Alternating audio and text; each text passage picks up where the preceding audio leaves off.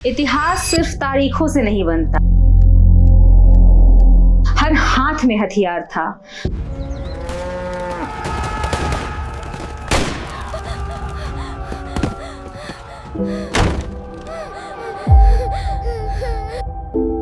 जिस नाम की आप चर्चा कर रहे हैं वो नाम मिथक बन गया था। क्या ब्रह्मेश्वर मुखिया को समझे बिना बिहार के 90 के दशक को समझा जा सकता है? मुखिया जी को समझे बिना बिहार को समझना मुश्किल है।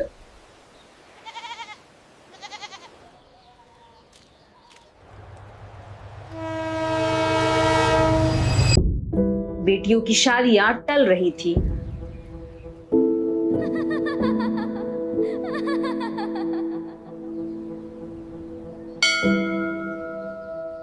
तो क्या हम इस चीज को मान ले कि सरकार ने जानबूझकर बिहार को जातीय गुटों में बांटा है?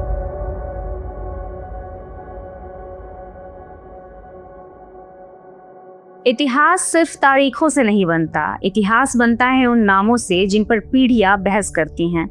कुछ नाम समय के साथ धुंधले पड़ जाते हैं, कुछ किताब के पन्ने में कैद हो जाते हैं, लेकिन कुछ नाम ऐसे भी होते हैं जो मरने के बाद भी जिंदा रहते हैं। वो व्यक्ति नहीं रहते, वो युग बन जाते हैं। बिहार भी एक ऐसे ही दौर का गवाह रहा है। 80 और 90 का दशक, जब इस धरती ने सिर्फ राजनीतिक बदलाव ही नहीं बल्कि अपनी आत्मा तक को लहूलुहान होते देखा। जब पलायन शुरू हुआ, सामाजिक न्याय की राजनीति आकार लेने लगी थी, बिहार में जातीय सेनाएं खड़ी होने लगी थी, अपनों की सुरक्षा सबसे बड़ी चुनौती बन गई।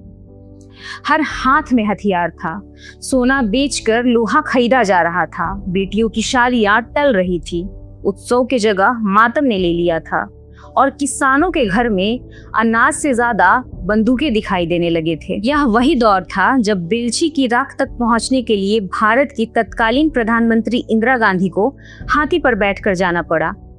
जब बीबीसी लंदन ने लिखा द बूचर्स ऑफ बिहार, जब पटना से लेकर पेरिस तक बिहार चर्चा का विषय बना रहा और मानव अधिकारों की गूंज संयुक्त राष्ट्र तक सुनाई दे रही थी।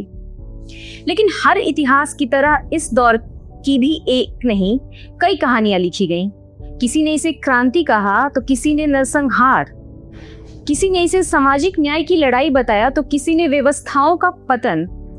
जो सबसे ज्यादा बोलता है वही अक्सर इतिहास का पहला लेखक बन जाता है और जो खामोश रह जाता है उसकी कहानी पन्नों तक सिमट के रह जाती है।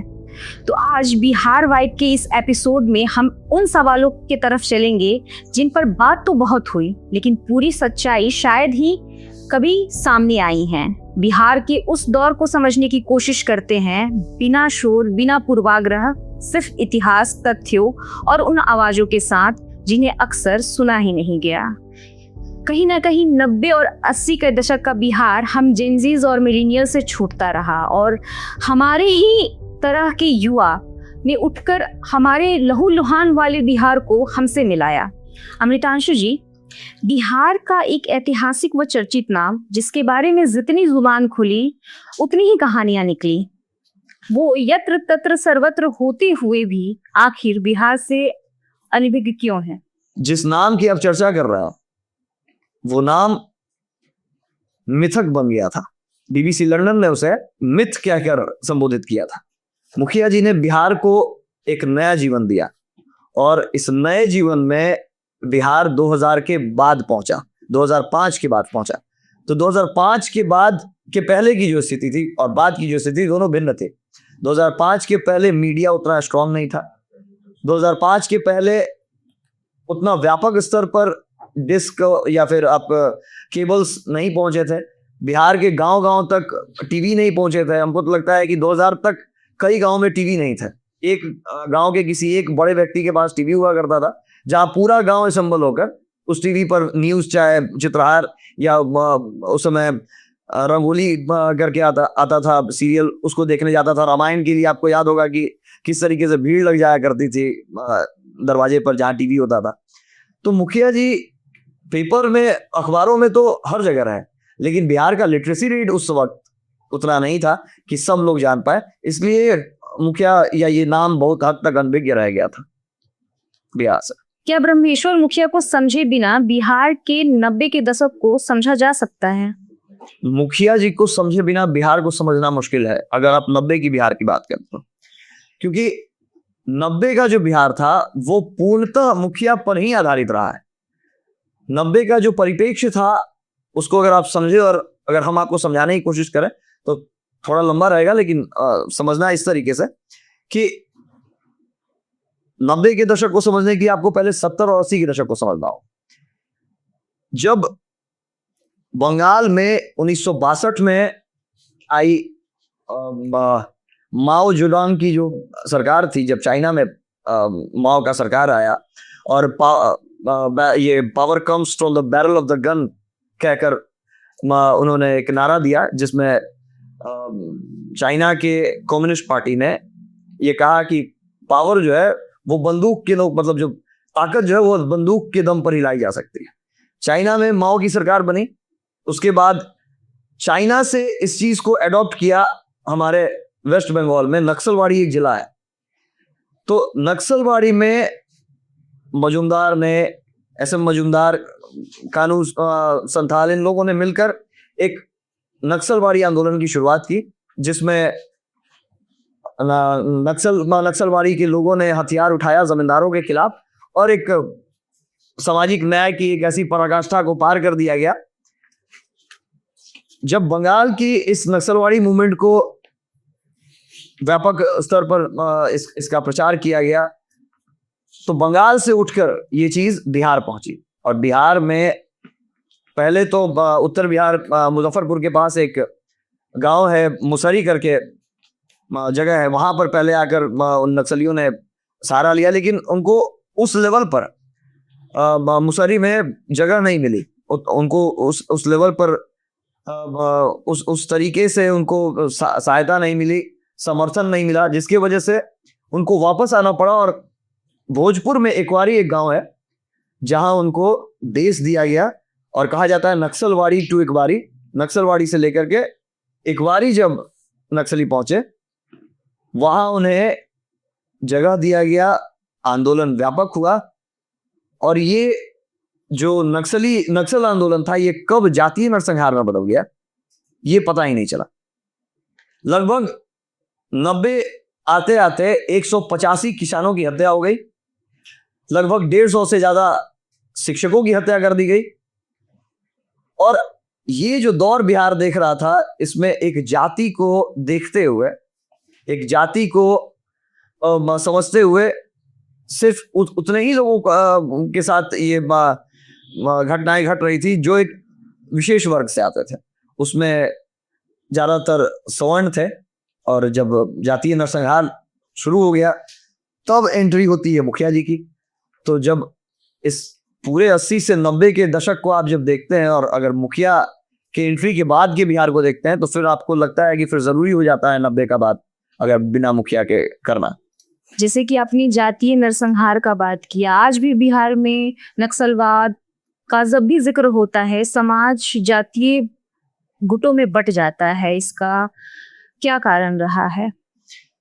देखिए, जब भी जातीय नरसंहार की बात होती है या निजी सेनाओं की बात होती है तो समाज बढ़ जाता है, क्योंकि 90 के दशक में लगभग हर जाति ने अपनी एक सेना बना रखी थी। राजपूतों की वीर कुंवर सिंह सेना रही, कुर्मी समाज या कोयरी समाज की अगर बात करें तो भूमि सेना उन लोगों ने बनाई थी, यादवों ने लौरिक सेना करके बनाया, भूमिहारों की ब्रह्मोशी सेना थी। तो हर वर्ग ने, हर जाति ने लगभग अपनी लड़ाई एक निजी सेना तैयार करके उस वक्त लड़ने की कोशिश की थी। तो जब भी आप जातीय नरसंहार की बात करेंगे बिहार में या निजी सेनाओं की बात करेंगे तो बिहार अपने अपने जो सेनाएं बनाई गई उसके प्रति उसका झुकाव बढ़ जाता है। इस वजह से सेनाएं और ये भी जातीय रंग ले लेती हैं, बढ़ जाती हैं। तो यहाँ आपको इस परिवेश को समझना होगा कि जब भी आप बिहार की बात करेंगे और 90 की बात करेंगे, जिस समय नरसंहारों की बात करेंगे, तो कई सेनाएं बनी बिहार में और सारी सेनाएं जातिगत आधारित थी। तो उस हिसाब से सारी सेनाओं की जाति अपने अपने सेनाओं के प्रति झुकाव दे देता है, तो ये बढ़ती ही बढ़ती है। तो क्या हम मान ले इस बात को कि रणवीर सेना जो है ये भूमिहारों की सेना है? नहीं, रणवीर सेना अगर भूमिहारों की सेना होती तो उसका नाम रणवीर ना होकर ब्रह्मर्षि सेना होता, भूमिहार सेना होता, या अन्य कोई आप जातिगत नाम उसको दे सकते थे। भूमिहारों की सेना इसलिए नहीं इसको कहा जा सकता है क्योंकि आप अगर थोड़ा सा पहले जाते हैं रणवीर सेना के, तो राजपूतों और पठानों की एक सबसे बड़ी सेना बनी जिसको सनलाइट सेना कहते हैं। सनलाइट सेना ने एक लंबे अरसे तक बिहार में लड़ाई लड़ी है सवर्णों की, किसानों की, नस्लियों के खिलाफ। 1987 में दलीलचक बघौरा नरसंहार होता है। तो सनलाइट सेना को पठानों और राजपूतों ने मिलकर गया से लेकर के पलामू तक का जो रीजन था वो सनलाइट सेना संभाल रही थी। जब आप 1987 के 25 या 28 मई की बात है, दलीलचक बघौरा एक गांव पड़ता है औरंगाबाद में, और दलीलचक बघौरा में अचानक से रात के समय में हजारों की संख्या में एमसीसी और आईपीएफ के लोग घुसते हैं। 66 से ज्यादा राजपूतों का कत्लेआम होता है, नरसंहार होता है। एक कुआं है, अगर दलीलचक बघौरा गांव का भी जाइएगा तो वहां एक कुआं है, उस कुएं में लोगों को काट कर डाल दिया गया। स्थिति ऐसी थी कि 105 वर्ष की महिला और 4 साल की बच्ची का भी हत्या करने से उन लोगों ने परहेज नहीं किया। इस नरसंहार के बाद दूसरे दिन पूरे विश्व में एक तरह से कही कि आजाद भारत का लगभग उस समय सबसे बड़ा नरसंहार था। तो पूरे विश्व में एक मातम सा छा गया था जब ये नरसंहार हुआ। आज भी आप अगर चलिए हमारे साथ, कभी आप लोग को मौका मिलेगा, दलीलचक बघौरा चलते हैं, औरंगाबाद में ये गांव है, ये शून्य हो चुका है। वहां एक भी व्यक्ति अब नहीं रहता है। कुत्ता इसलिए नहीं है वहां क्योंकि कोई रोटी देने वाला नहीं है। आप कभी गांव में जाएगा तो एक कुत्ता आपको नहीं मिलेगा। अब वीरान हो गया। सुनते होंगे राजस्थान के गांव के बारे में जो वीरान अब पड़ गया था, उसके बहुत कहानियां, हॉन्टेड स्टोरीज में आपको देखने को मिलता है। एग्जैक्ट सिचुएशन औरंगाबाद के दलीलचक बघौरा की है। तो दलीलचक बघौरा का जब नरसंहार हो गया, सनलाइट सेना ने अपने हथियार डाल दिए। ग्लानिवश इसलिए क्योंकि सनलाइट सेना को शायद लगने लगा कि हथियार थामने का क्या फायदा जब अपनी माँ बहनों की इज्जत ही नहीं बचा सकता। क्योंकि कई औरतों के साथ दुर्व्यवहार भी हुआ। और ये चीज आप अगर देखेंगे तो अगर आप 80 के दशक में एक नरसंहार हुआ था परसबीघा, जहानाबाद के साइड। परसबीघा नरसंहार जब हुआ उसमें ज्यादातर मवेशी ही मारे गए थे, क्योंकि घरों में लोग अपने मवेशी रख दिए, आग लगा दी गई थी पूरे घास फूस के घरों में, जिसकी वजह से मवेशी ज्यादा मारे गए थे उसमें। लेकिन परसबीघा नरसंहार का रिटेलिएशन में डोहिया नरसंहार होता है जस्ट दूसरे दिन 24 घंटे के अंदर। डोहिया नरसंहार इतना विभत्स नरसंहार था जहानाबाद का कि उसमें औरतों के स्तन तक काट लिए गए थे। आप कल्पना कर सकते हैं कि वो दौर कैसा होगा। मतलब जब भी एमसीसी या इन लोगों ने बदला लेने का या फिर रिटेलिएट करने की कोशिश की, तो इन्होंने औरतों के साथ बदसलूकी, बर्बरता, बदतमीजी को हथियार इसलिए बनाया ताकि इससे एक ऐसा मैसेज जाए कि क्योंकि सवर्णों के घर में औरतें जो है वो बहुत महफूज रहा करती थी, किसानों की औरतें बहुत महफूज रहा करती थी घर से निकलने। आज भी आप अगर ज्यादातर सवर्णों के घर में जाइएगा तो औरतों को घर से निकलने नहीं दिया जाता, दहलीज पार नहीं करने दिया था, घूंघट नहीं रखा जाता। तो ये ट्रेडिशन क्योंकि बहुत समय से चला आ रहा था और इनको पता था, क्योंकि जनरली आप जो मजदूर वर्ग है वो खेत में औरत मर्द दोनों कमाते हैं। इनको ये बात पता थी कि अगर हमें एक एग्जाम्पल सेट करना है, दहशत लाना है, तो कुछ ऐसा करना होगा, क्योंकि औरतों को लोग अपने इज्जत समझते हैं और उनका बचाव, उनका संरक्षण जो है वो आदमी के लिए प्रायोरिटी बन जाता है। किसी भी एक जो मर्द है उसके लिए प्रायोरिटी बन जाता है, उसके घर के लिए प्रायोरिटी बन जाता है। इन लोगों ने पहले औरतों को ही निशाना बनाना शुरू किया कि अगर उनकी इज्जत पर हाथ डाला जाए तो मर्द अपने आप कमजोर हो जाएगा, वो घर अपने आप कमजोर हो जाएगा, उस स्थिति में नहीं रहेगा कि वो मुंह दिखा सके, इसलिए लड़ेगा नहीं उनसे। और इससे उनको मजबूती मिलने लगी थी। डोहिया नरसंहार, मतलब डोहिया जब हुआ, लोगों का मनोबल इतना टूट गया था कि अगर किसी गांव में नक्सली हमला कर दे या नाकाबंदी कर देते तो लोग इस डर से ज्यादा डर जाते थे कि कहीं डोहिया को दोहरा ना दिया जाए, हमारी औरतों के साथ कहीं गलत ना हो जाए। और यही एक सबसे बड़ा चीज था कि जब डोहिया नरसंहार हुआ, उसके बाद उसके पहले भी बेलसी हुआ था, आपने जिक्र किया कि इंदिरा गांधी को हाथी पर चढ़ के आना पड़ा। तो वो नरसंहार, जातीय नरसंहार आप नहीं कह सकते हैं उसको कि सवर्णों ने किसी दलित का नरसंहार किया, क्योंकि नरसंहार करने वाले कुर्मी थे और जिनका नरसंहार हुआ, जो मारे गए, वो जाति के पासवान थे। लेकिन उस समय तक जो सीपीआई का एक मॉड्यूल था कि कैपिटलिस्ट मूवमेंट जब शुरू हुआ, जब मार्क्स ने कैपिटलिस्ट मूवमेंट में एक थ्योरी दी कि मजदूर जो है वही मेहनत करता है, तब जाकर जो उसका मालिक है कंपनी का या फैक्ट्री का, वो उससे प्रॉफिट कमा पाता है। तो मजदूरों का भी शेयर उतना ही होना चाहिए, इसीलिए स्ट्राइक्स, लॉकआउट्स और इन सारी चीजों का थ्योरी जो है वो आपको मार्क्स की थ्योरी में मिलता है। लेकिन लेनिन की जब थ्योरी आई तो लेनिन ने उसमें भूमिगत मजदूरों को शामिल कर दिया, उसमें खेतीहर मजदूरों को शामिल कर दिया। अब सिर्फ पूंजीपतियों से तक ये थ्योरी सीमित नहीं रह गई, ये सिर्फ कैपिटल या इंडस्ट्रियल रेवोल्यूशन तक सीमित नहीं रह गया, इसमें खेतीहर मजदूरों को जोड़ दिया गया। अब जिनके पास ज्यादा जमीनें थी उनको माना जाने लगा कि उनके खेत में मजदूर काम कर रहे हैं, तब किसान प्रॉफिट कमा रहा है, इसलिए मजदूरों का हक अब किसानों के जमीन में भी होगा। वहां से ये थ्योरी भारत पहुंची थी। तो लोगों के दिमाग में सामाजिक न्याय का एक अलग बीज बोया गया कि आपके पास अगर जमीन नहीं है तो आप छीन लीजिए।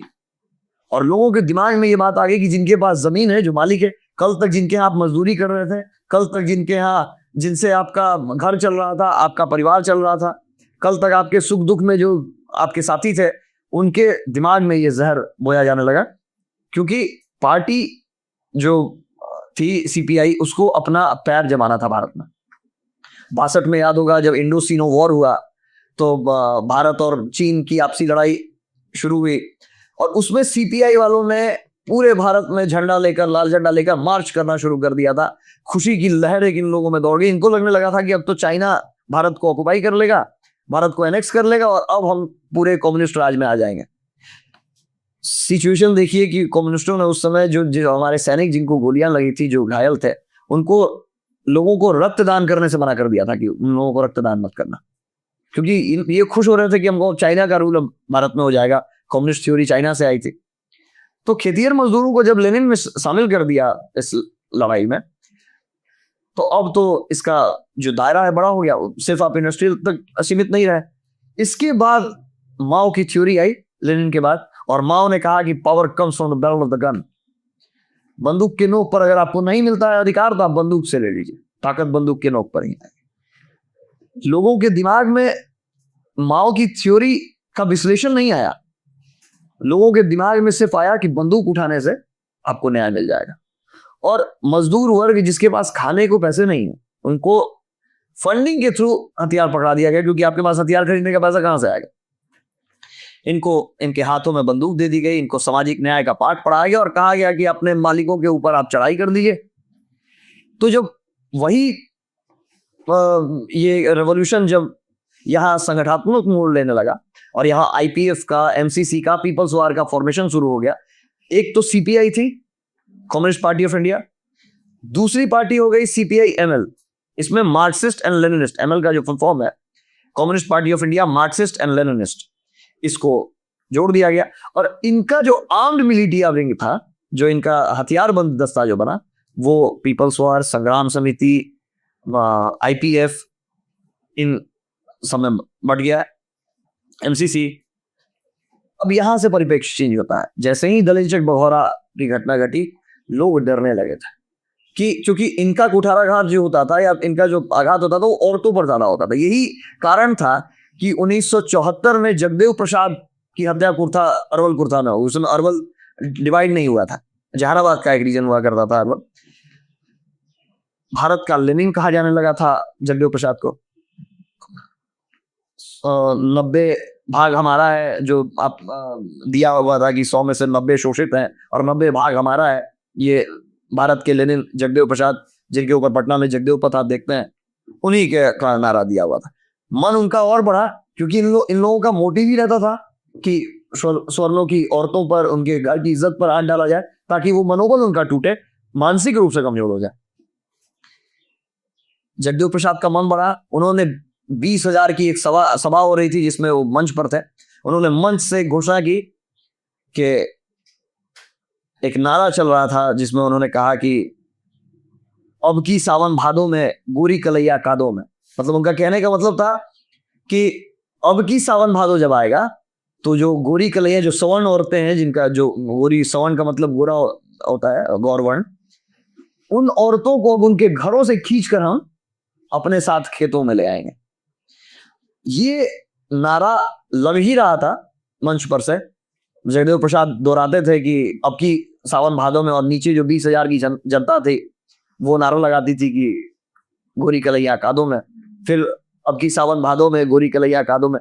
तो वहां जो पुलिस इंचार्ज वहां खड़े थे, जो उनके सिक्योरिटी में, कोई भी आप प्रोटेस्ट करते हैं, आंदोलन करते हैं, कोई जनसभा करता है तो आपको पुलिस को परमिशन लेना पड़ता है, पुलिस अपनी सिक्योरिटी आपको देती है। तो वहां कुर्था थाना के जो अध्यक्ष, मतलब इंचार्ज थे, वो अब बदकिस्मती कहिए या फिर कोइंसिडेंस कहिए, जाति से भूमिहार था। किसी भी व्यक्ति को उस समय का जो परिपेक्ष दौर चल रहा था, किसी को आदत नहीं था, क्योंकि सवर्णों ने कभी ऐसा कुछ सुना नहीं कि कोई आदमी ललकारे हमारे माँ बहनों को हमारे घर से उठाने की बात कहे खुलेआम। और 20,000 का वो जो भूखे नंगे लोग जो हमारे ही जमीन पर काम कर रहे हैं, वो भी अब उनके साथ लग के, जो कल तक माता का आपको दर्जा देते थे, कोई राजमाता कहता था, कोई मालकिन कहता था, वो अब आपकी माँ बहनों को उठाकर खेत में लाने की बात करने लगे, तो किसी से बर्दाश्त नहीं होता है। आप ही को अगर शुरू से किसी को कोई आपको दीदी कहने का आदत है और कल आपको नंदनी कहकर अगर संबोधित करता तो आपको 2 मिनट लग जाएगा कि कल तक हमको दीदी कह रहा था। ठीक है, सम्मान आदमी के ऊपर है, दे नहीं दे, लेकिन आदमी को जिस चीज का आदत लग जाता है तो वो उसको एक्सेप्ट नहीं, इतना जल्दी से किसी कोई भी चेंज को कोई एक्सेप्ट नहीं कर पाता।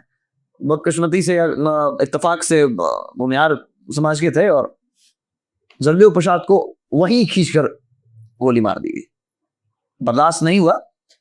और लोग आज तक कहते हैं, जो आप नेट पर सर्च करते हैं, कि पानी मांगने पर उनके मुंह में पेशाब कर दिया गया था।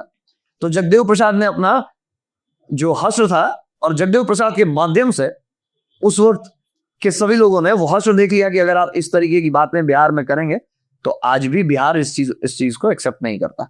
तो 74 से लेकर के 85-86 तक का जो समय था, और 80-82 तक का जो समय था, कोई भी वैसी घटनाएं नहीं हुई। कोई दोबारा ये साहस नहीं किया कि फिर किसी की माँ बहन पर आप ये करें। लेकिन डोहिया जब हुआ, डोहिया से मन बढ़ने लगा लोगों का, और डोहिया 82 में 80 में डोहिया हुआ, और जस्ट उसके 7-8 साल के बाद 87 में जब दलित चक बघौरा हो गया, दलित चक बघौरा के बाद हमने आपको बताया कि सनलाइट सेना ने अपना हथियार डाल दिया। सनलाइट सेना को ये ग्लानि हो गई कि आखिर जिस चीज के लिए हमने ये संगठन बनाया, हमने हथियार उठाया, अगर हम अपनी माँ बहनों की इज्जत ही नहीं बचा पाए तो हथियार उठाने से क्या फायदा। हम लोगों ने हथियार डाल दिया। लगभग बिहार में सनलाइट सेना, आज भी पलामू साइड सनलाइट सेना चल रही है, लगभग बिहार में राजपूतों ने ग्लानिवश अपना हथियार डाल दिया। उसके बाद एक सेना संगठन बनी, उसका नाम था सवर्ण लिबरेशन फ्रंट, जो 87 से लेकर के 92 तक, 92 तक जिसने एक बड़ी लड़ाई लड़ी।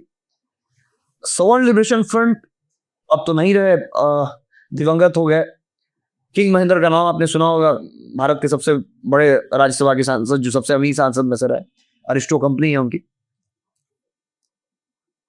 किंग महेंद्र के सहायता से इस संगठन को खड़ा किया गया। इसमें डायमंड उर्फ रामाधार सिंह थे, जो किरानी हुआ करते थे एक स्कूल के, वो इसमें ओरेटर, स्पीकर बने, जो मीडिया को संबोधन करने के लिए उनको रखा गया।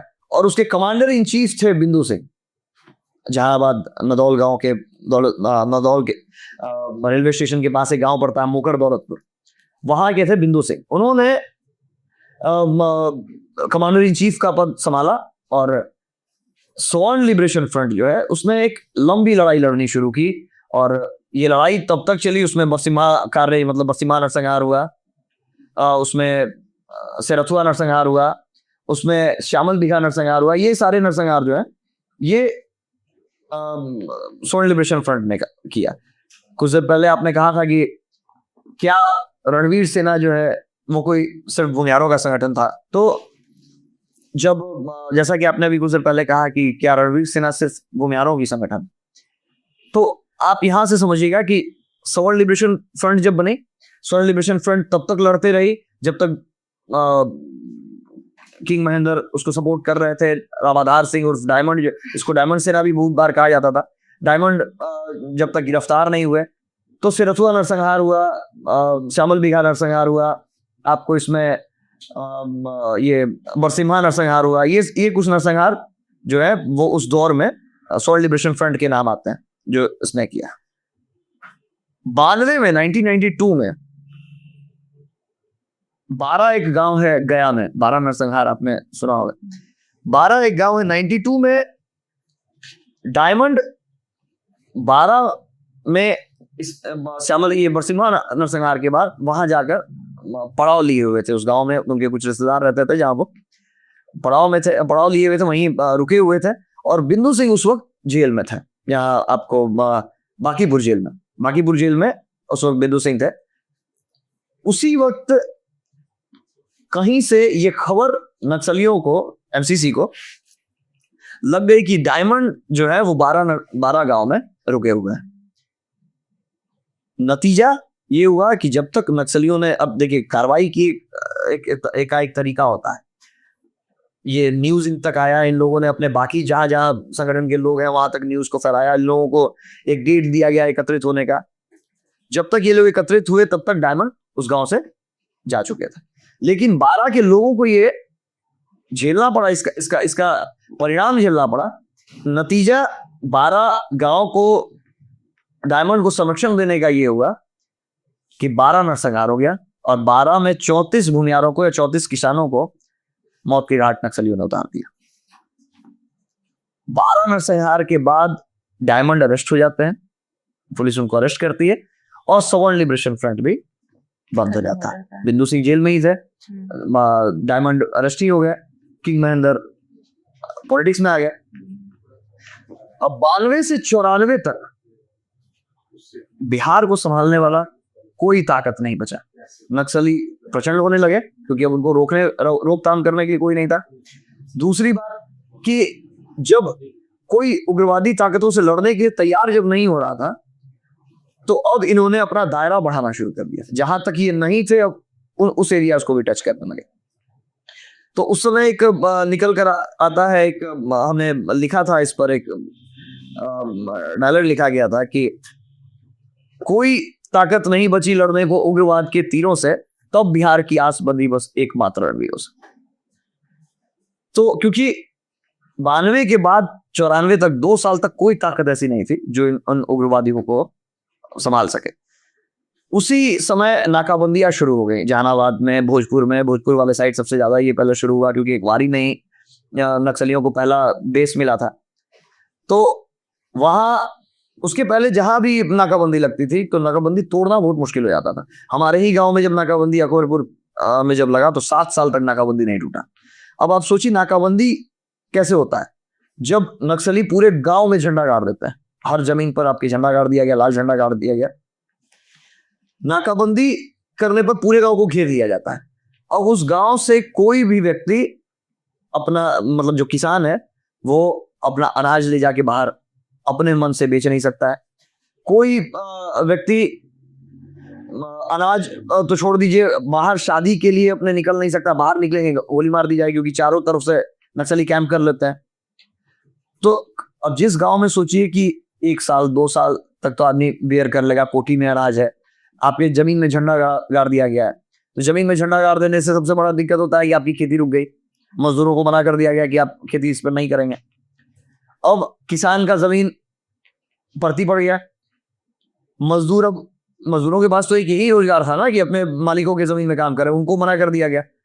तो पलायन मजबूरी हो गई बिहार की, कहाँ रहे, कैसे जिएंगे। मान लीजिए कि मालिक जो है किसान, तो उनके पास तो अनाज कुछ स्टॉक में भी है, मजदूर बेचारा बर्द जो दिहाड़ी पर कमा रहा है वो नहीं अगर काम करेगा तो उसको कहाँ मिलेगा पैसा। नाकाबंदी है, मजबूरी ऐसी हो गई कि लोगों को सूरत पंजाब निकलना पड़ने लगा। बिहार उस फेज को 90 में देख रहा था जब पलायन बहुत तेजी से शुरू हो गया। किसानों के घर में अनाज तो था लेकिन सिर्फ अनाज से सब कुछ नहीं होता है।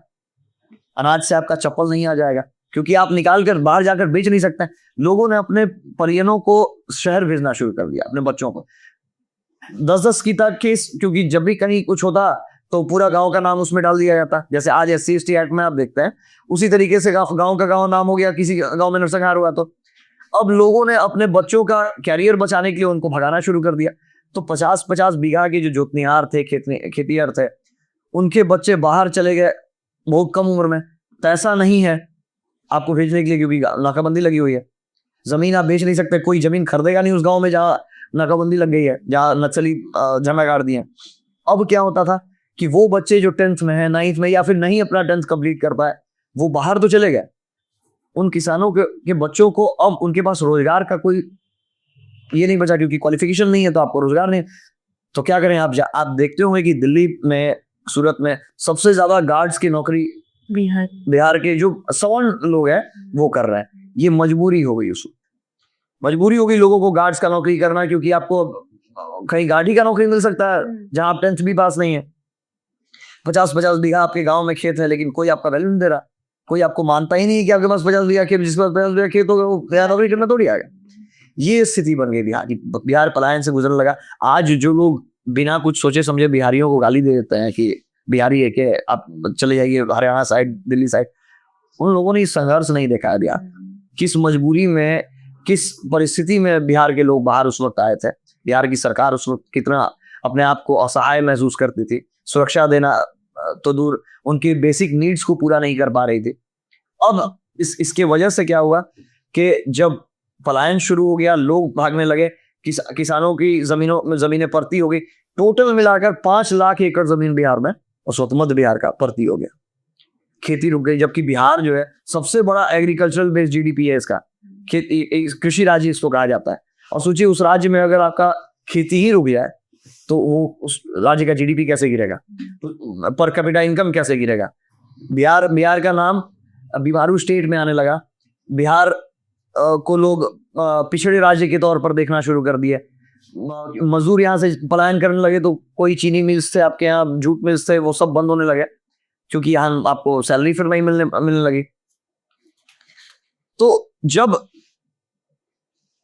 रणवीर सेना, जब वैसे ही बेलाउर एक जगह है, आप अगर जाइएगा, यहाँ पे थोड़ा हस्तक्षेप करेंगे। मजदूरों ने पहले सवर्णों के साथ अन्याय किया, कम्युनिस्ट के साथ मिलके, जैसा कि आपने बताया, और फिर मजदूर ही उनके द्वारा सफर किए नक्सलियों से।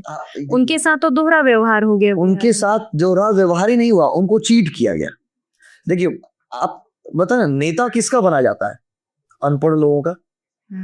खुद पढ़ा लिखा व्यक्ति अपना नेता किसी को स्वीकार ही नहीं करेगा, क्योंकि उस अपना मांग वो खुद उठा सकता है, अपनी जरूरतों की बात वो खुद कर सकता है, उसको किसी और की आवश्यकता नहीं है। गरीबों की, अनपढ़ों को, जो नहीं पढ़े लिखे हैं, इलिटरेट जो है, उनको एक नेता की आवश्यकता होती है कि उनका बात, उनकी जो जरूरत की चीजें हैं उसकी मांग रखने के लिए उनको एक आदमी चाहिए जो उनका बात उठाए। तो इनको पढ़े लिखे नहीं थे, इनको जैसा बरगलाया गया, जो इनको बोला कि हम आपके हक की बात करेंगे, हम आपको जमीन दिलवा देंगे, ये बेचारे लोभ में पड़ गए। इनको लगा कि अगर हम इनका साथ देंगे तो शायद हमको जमीन मिल जाएगा। जो मालिक के पास 100 बीघा जमीन है और हमारे पास 1 कट्टा भी नहीं है, तो उसमें से 1 बीघा हमको मिल जाएगा। और इस लालच में, इस फुसलाहट में आकर, और एक आंदोलन से ये लोग जुड़ गए, जिसका परिणाम खुद इन्हें ही भुगतना पड़ा। अब सिचुएशन ऐसा आ गया कि 94 तक पहले नक्सली नरसंहार कर रहे थे किसी एक गांव को टारगेट करके। नक्सलियों ने अपना पैतरा बदल दिया। नक्सलियों ने क्या किया कि अब ये लोग किसी एक क्षेत्र को चूज करते थे, वहां का जो सबसे दबंग व्यक्ति होता था।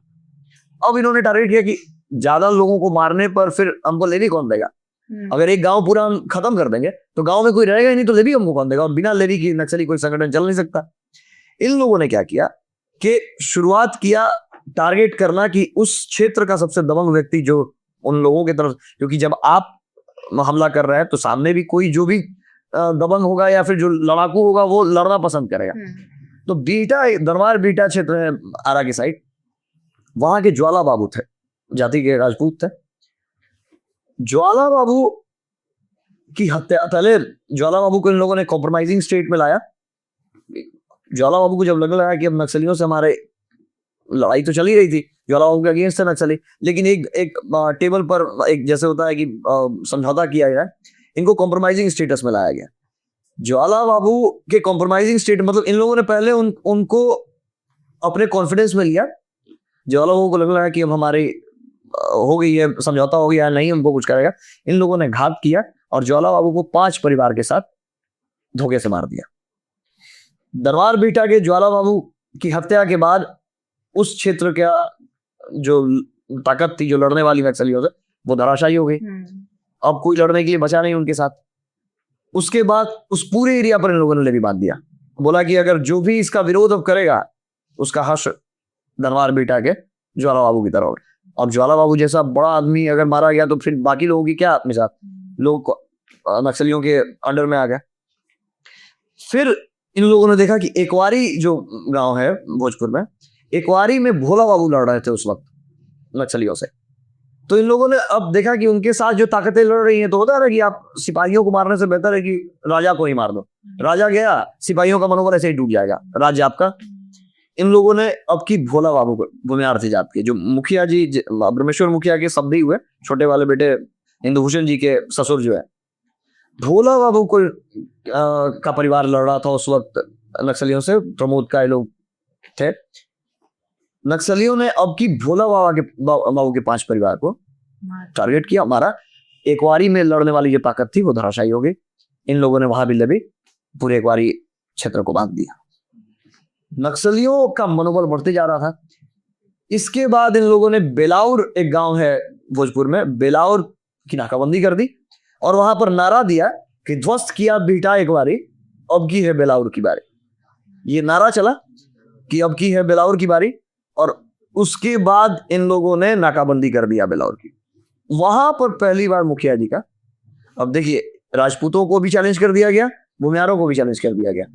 बेलाउर की जब नाकाबंदी हुई तो लोगों ने नाकाबंदी की किस्से सुने थे, 7 साल 8 साल नाकाबंदी जहां हो जाए। आप सोचिए कि बेटियों का ब्याह रुक जाता है। आप उस वक्त सोचिए कि लगभग मध्य बिहार की, आप अगर जाइएगा जहानाबाद साइड या फिर भोजपुर साइड, तो ऐसी कई औरतें आपको मिलेगी कई गांवों में जिनकी शादियां नहीं हुई हैं, जो कुंवारी ही रह गई।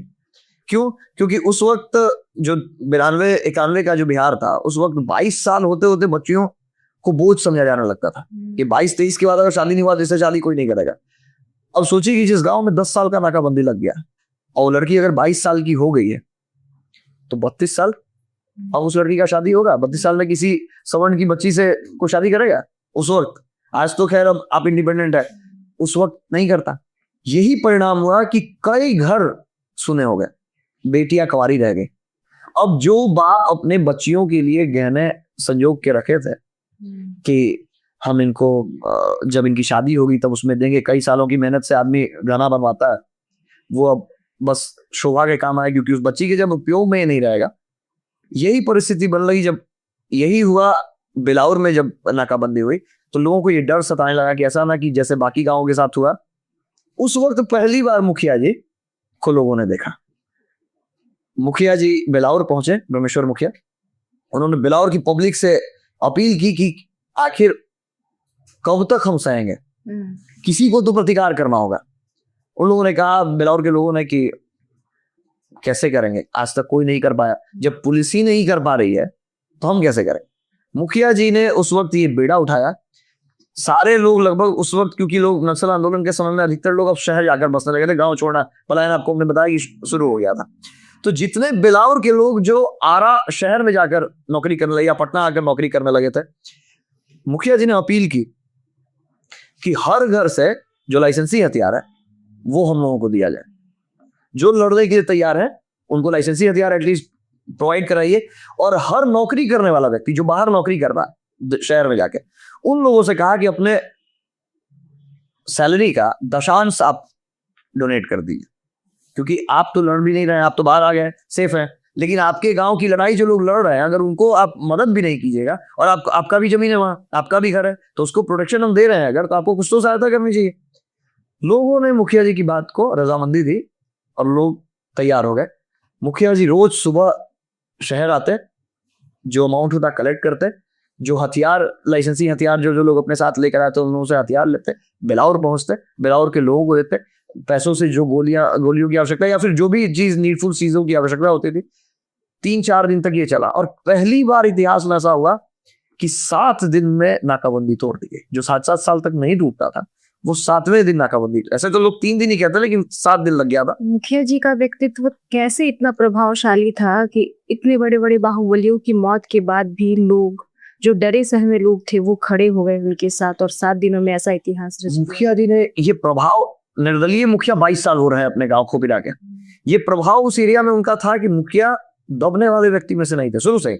होता ना होनहार विद्वान के वो जितने पार और पूत के पालने में ही पाँव दिख जाते हैं। मुखिया जी ने वो दिखा, खोपिरा में एक क्रांति लाकर पहले ही दिखा दिया था इस चीज को। जब भी अगल बगल किसी जगह पर कुछ होता अगर इस तरीके का एक्टिविटी, तो मुखिया उस उम्र में भी सबसे पहले वहां मौजूद होते अपना लाइसेंस। इनिशियल टारगेट उनको क्यों नहीं बनाया नक्सलियों ने? क्योंकि वो उस वक्त मतलब छिपे तौर पर ही काम कर रहे थे, नक्सलियों के नजर में नहीं आए थे उस वक्त। जैसे ज्वाला बाबू आ गए थे, भोला बाबू आ गए थे, ये लोग एक खुली लड़ाई लड़ रहे थे उस वक्त। मुखिया अकेले थे इनके पास, और ज्वाला बाबू और भोला बाबू के पास एक गैंग था, एक कुनबा था जो लड़ रहा था। तो मुखिया जी को पहली बार लोगों ने देखा। मुखिया जी उसके बाद पटना राम सुरेश राय जी हैं थे उस समय पटना हाई कोर्ट में एडवोकेट, उनके पास आए। मुखिया को अगर आप जाइएगा भोजपुर या वहां के लोगों, जो पुराने लोगों से अगर बात कीजिएगा, तो मुखिया अहिंसा के बहुत पक्षधर रहे हैं। हिंसा के पक्षधर नहीं रहे हैं, अहिंसा के बहुत बड़े पक्षधर रहे। वो अपने आप, उनको लोग गांधी कहता था उस वक्त कि अहिंसा का मार्ग ही नहीं अपनाना चाहते। लेकिन इन घटनाओं के बाद मुखिया जी का व्यक्तित्व बदला। जो उनका विचार था कि सत्याग्रह से क्रांति आ सकती है, गांधी को बहुत मानते थे, लेकिन उनको ये समझ में आया कि जब हथियार उठ जाए तो उसका दमन सिर्फ और सिर्फ हथियार से ही हो सकता है। उन्होंने अपने अंतिम इंटरव्यू में इस बात का जिक्र भी किया कि हथियार की भाषा अगर उग्रवादी तत्व बोलने लगे तो उनका दमन फिर हथियार से ही, ये नहीं कि सामने वाला हथियार की भाषा बोल रहे और आप उसके सामने विनय पत्रिका पढ़ रहे हैं। तो वो जिस दिन उनको ये समझ में आया वो पटना आए। लोग कहते हैं पुराने लोग कि 1-2 घंटे तक राम सुरेश राय जी से उनका बहस हुआ। राम सुरेश राय जी भी इस पक्ष में नहीं थे कि अब अहिंसा का मार्ग अपनाया जाए, लेकिन लास्ट में ये निष्कर्ष निकला। एक रूम में इन दोनों में बहुत तेज तीखी नोकझोंक हुई। लास्ट में ये निष्कर्ष आया कि ठीक है, सोनबरसा गांव के थे, भोजपुर में सोनबरसा गांव है, वहां गए थे राम सुरेश राय जी। राम सुरेश राय जी ने कहा कि ठीक है, मुखिया जी ने कहा कि हम लड़ने के लिए तैयार हैं। आखिर किसी न किसी को तो नक्सलियों से लड़ना होगा, न सरकार हमारे पक्ष में है, न प्रशासन नतमस्तक है, तो आखिर इन अपनी बहू बेटियों की इज्जत लुटवाएं और खेती इतना मुश्किल से बाप दादा जो बचा कर उन लोगों को दिए हैं वो अगर हमारा सारा खत्म हो जाए तो आखिर हम किस बात की खेती है, और फिर किसानों का अस्तित्व ही क्या रह जाएगा। राम सुरेश राय जी ने कहा कि चलो हम एक पॉइंट पर तुम्हारी मदद कर सकते हैं, वो ये कि हम फीस नहीं लेंगे। तुम्हारा जो भी लोग लड़ रहे हैं इस आंदोलन में, उनका केस अगर होता है उनके ऊपर तो हम फीस नहीं लेंगे, बस जो कोर्ट फीस लगता है, जो कोर्ट जो अपना चार्ज करती है उस पर ही हम तुम केस लड़ रहे हैं उन लोगों के, क्योंकि इनको चाहिए था कि कोई तो आखिर लड़े हम लोग के लिए भी, हम लोग आपके लिए लड़ रहे हैं। तो राम सुरेश राय जी तैयार हुए, और राम सुरेश राय जी के आश्वासन के बाद मुखिया वापस बिलावर आए। नाकाबंदी तोड़ी गई, नाकाबंदी टूटा। जैसे ही हल्ला हुआ पूरे भोजपुर में कि पहली बार नाकाबंदी नक्सलियों का टूट गया, तो जिस गांव में नाकाबंदी हुई थी या जिस किसानों के खेत में पहले से झंडा गाड़ा हुआ, वो लोग सब बिलावर इकट्ठा हुए। बिलावर में बाबा रणजीत चौधरी का एक मूर्ति है, रणजीत चौधरी का भी एक अपना इतिहास रहा है। तो उनके मूर्ति के नीचे राजपूतों, जो वहां के राजपूत थे वो लोग इकट्ठा हुए, जो भूमिहार थे वो इकट्ठा हुए, क्योंकि एक तरफ ज्वाला बाबू की हत्या हो गई, एक तरफ भोला बाबू के परिवार की हत्या हो गई। तो ये लोग सब एक जगह जुटे, और वहां पर बैठकर पहले राजपूतों ने कहा हुआ कि एक संगठनात्मक तरीके से हम लोग को चलना चाहिए, संगठन का निर्माण होना चाहिए, क्योंकि अकेले अकेले करके हम लोग नहीं लड़ सकते। जैसे बिलावर एक एग्जाम्पल सेट हो गया बाकी सभी के लिए। वहां राजपूतों ने कहा कि हम लोग वीर कुंवर सिंह सेना नाम देते हैं इस संगठन को। भूमिहारों ने कहा कि नहीं, हम लोग ये सजानंद सरस्वती के नाम पर रखते हैं, चाहे रोमर्शी सेना रखते हैं। आपस में क्लैश हो रहा था, तो बिलावर के वकील चौधरी थे वहां, अभी हैं, उन्होंने एक प्रस्ताव रखा कि बाबा रणवीर चौधरी के गांव में ये हो रहा है मीटिंग, तो क्यों किसी जाति अति पर हम लोग रखा जाए, क्लैश ही खत्म करते हैं, हम लोग बाबा रणवीर चौधरी के नाम पर इस संगठन का नाम रखते हैं। तो नाम रखाया अखिल भारतीय रणवीर महासंघ, उस किसान संगठन का। वहां से रंग बहादुर सिंह को नियुक्त किया गया पहला अध्यक्ष, जाति के राजपूत थे, लेकिन किसी कारणवश उनसे उतना तरीके से हैंडल नहीं हो पाया, तो फिर दूसरा अध्यक्ष ब्रह्मेश्वर मुखिया को बनाया गया। तो आपका जो सवाल था कि क्या ये सिर्फ भूमिहारों की सेना है, तो हमने बताया कि इस संगठन का पहला राष्ट्रीय अध्यक्ष राजपूत रहे। तो एक कास्ट पर ये बेस्ड नहीं था। इसमें बाद में लोरिक सेना जो कुर्मियों ने बनाई, उन लोगों ने भी समर्थन दिया, क्योंकि अलग अलग पार्ट में लड़ रहे थे। जहानाबाद में उधर बिंदु सिंह लड़ रहे थे, इकवारी में इधर भोला सिंह के परिवार में प्रमोद सिंह ये लोग लड़ रहे थे, औरंगाबाद साइड सुशील पांडे ये लोग लड़ रहे थे। तो जो अलग अलग छठ के लोग लड़ रहे थे, उसके बाद जब रणवीर सेना बनी, जो रणवीर महासंघ बना, सभी ने मिलकर सपोर्ट कर दिया इसको, और सारे जातीय सेनाएं खत्म होकर एक सेना बन गई किसानों की, रणवीर सेना। और इसमें जो भी आया, इसमें आपको आगे चलकर ये भी पता चलेगा, यादवों के पहले यादव महासभा के अध्यक्ष थे रामलखन सिंह यादव। उन्होंने भी इस संगठन को बहुत मदद किया। वो भी चाहते थे कि मुखिया जी के साथ हमारा संबंध बढ़िया रहे। उन्होंने मदद भी की संगठन को पैसे से या हथियारों से। तो इस संगठन को अब तक, जब तक किसान संगठन ये बना, तब तक सभी जातियों ने मिलकर इसको सपोर्ट किया, और तब जाकर रणवीर सेना खड़ी हुई और एक उग्रवादी ताकतों के खिलाफ एक मजबूत कोई विपक्ष लगा लोगों को कि अब तैयार हुआ। तो आप समझ सकते हैं कि कितने लोगों की संघर्ष और मेहनत के बाद ये संगठन तैयार हुआ। जैसा कि आपने बताया कि उस समय जब रणवीर सेना का गठन होने जा रहा था, तब एक वकील थे हाई कोर्ट के, उन्होंने ये सोचा कि हम किसी का FIR का चार्ज नहीं करेंगे, केस लड़ने का चार्ज नहीं था। प्रशासन ऑलरेडी नतमस्तक थी। प्रशासन को भी और सरकार को भी माओ से ही दिक्कत था, और आम जनमानस को भी माओ से दिक्कत था। तो प्रशासन का ऐसा क्या मतलब मजबूरी रहा कि वो जनमानस का साथ नहीं दे पाई इस क्रांति में? देखिए, प्रशासन की मजबूरी ये थी कि तत्कालीन जो सरकार आई, वो माननीय श्री लालू प्रसाद यादव जी की सरकार आ गई थी। देखिए, नक्सली संगठन 85 से 87 में जब दलेचक मुहावरा हुआ, तो लालू जी की सरकार नहीं थी, जगन्नाथ मिश्रा जी थे उसमें। नरसंहार उस वक्त भी हुआ, लेकिन ये जो लड़ाई चल रही थी व्यापक रूप, जो जातीय नरसंहार जो जातीय रूप ले लिया, ये लालू जी के आने के बाद जब एक माहौल बना कि अब दलित, महादलित और OBC बैकवर्ड सबको मिलाकर एक पार्टी बनी है और वही सत्ता में आई है। तो क्योंकि जगन्नाथ मिश्रा उस ब्राह्मण कास्ट से थे, जनरल कास्ट के थे, तो सरकार का संरक्षण लोग कोई विश्वास नहीं करता कि अगर मान लीजिए कि अगर जगन्नाथ मिश्रा का संरक्षण 1% होता भी अगर नक्सलियों को, तो कोई इस बात पर विश्वास नहीं करता। लेकिन लालू जी का जब कार्यकाल आया और जब उन्होंने बात ही शुरू की कि हम दलित महादलितों की पार्टी है हमारी, MY समीकरण से उन्होंने शुरू किया चलाना, तो इनको बल मिलने लगा। जो नहीं भी थे उनको ये विश्वास हो गया कि हमारे ऊपर अब कार्रवाई नहीं हो, क्योंकि पार्टी ही हमारी, सरकार हमारी बन गई है। हो सकता है लालू जी ने नहीं कहा होगा तुम ये करो, या उनको उस तरीके का बैकअप नहीं दिया, लेकिन होता क्या, अभी आप देख रहे होंगे कि सरकार आई है सम्राट चौधरी की, कुशवाहा एक समाज, उनको लगने लगा कि अब हमारी ही सरकार है, तो अब किसी को गाली दे रहे हैं, हर बात पर लोगों से भिड़ जा रहे हैं, हर आदमी के कमेंट में, या फिर रोज वीडियो बना के किसी को गाली गलौज कर। वही चीज उस वक्त हुआ कि दलित महादलित की सरकार बनी है और हम लोगों के ऊपर कुछ नहीं होगा, सब अपने आप को समझ रहे कि हमारी ही सरकार है। नतीजा, इन लोगों ने एक जातीय उन्माद छेड़ दिया पूरे बिहार में। अब जो पहले जो थ्योरी थी CPI की कि जिसके पास ज्यादा जमीन है उस पर झंडा गाड़ दो, कोई जाति का रहे, जिसकी वजह से लोरिक सेना चाहे भूमि सेना बनानी पड़ रही थी, अब वो सब सेनाएं उठकर और मिल गई इधर। क्योंकि अब लोग देखने लगा कि जो 90% जो भाग, ये लोग कहने लगे कि 100 में से 90 शोषित है, उसी समय से ये काम शुरू हुआ, कहने लगा कि दलित महादलित सब बैकवर्ड, हम लोग एक, और बैकवर्ड और फॉरवर्ड की लड़ाई शुरू हो गई। भूरा बाल वाला जब कॉन्सेप्ट पहली बार गांधी मैदान से गुदड़ी के लाल ने जब दिया कि भूरा बाल साफ करो, और नीचे ऊपर से सिर्फ कह रहे थे भूरा बाल और नीचे से नाम लगता था कि साफ करो, बीच गांधी मैदान, उसका कोई डॉक्यूमेंटेड प्रूफ, जानता सब लोग हैं लेकिन डॉक्यूमेंटेड प्रूफ इसलिए नहीं रहा क्योंकि उस वक्त सरकार मॉनिटर करती थी प्रेस को, डिजिटल मीडिया हो या फिर प्रेस मीडिया, प्रिंट मीडिया हो, ये सरकार के अनुसार ही चलती थी। तो कोई भी साक्ष्य छोड़ने का कोशिश लालू जी ने फिर बाद में नहीं किया। लेकिन हर व्यक्ति जानता है कि भूरा बाल वाला कॉन्सेप्ट कहां से आया, बिहार का कोई व्यक्ति सभ्य के नहीं है।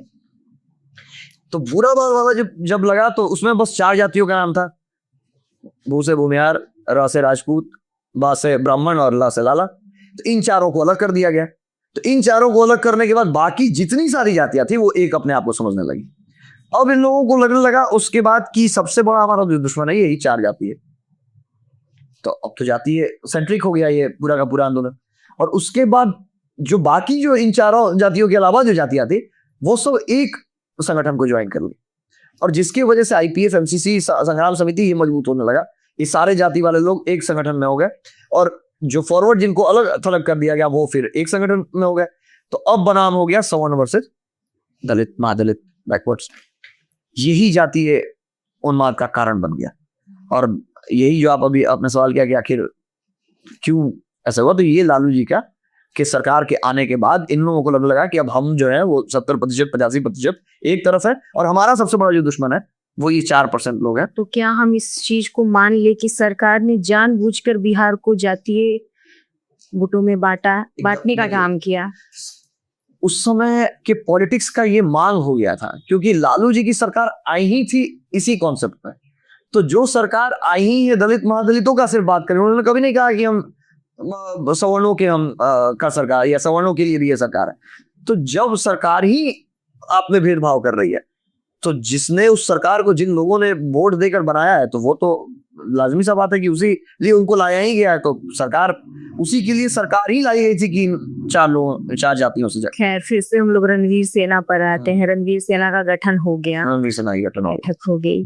तो उन्होंने कैसे शुरुआत की नक्सलवाद की सफाया का? देखिए, शुरुआत में शायद ही आपके चैनल पर पहली बार बात बोलेंगे। शुरुआत में हमारे पास हथियार नहीं थे, सिर्फ लाइसेंसी हथियार, और सिर्फ भोजपुर में ही ये संगठन अभी, क्योंकि सिर्फ बुलावर में हुआ है। उस समय कोई व्यापक, आपके पास सोशल मीडिया नहीं था कि यहाँ से हर जिला में आप फॉरवर्ड कर दिए मैसेज और लोगों को पता चल गया कि यहाँ पर ये हो गया।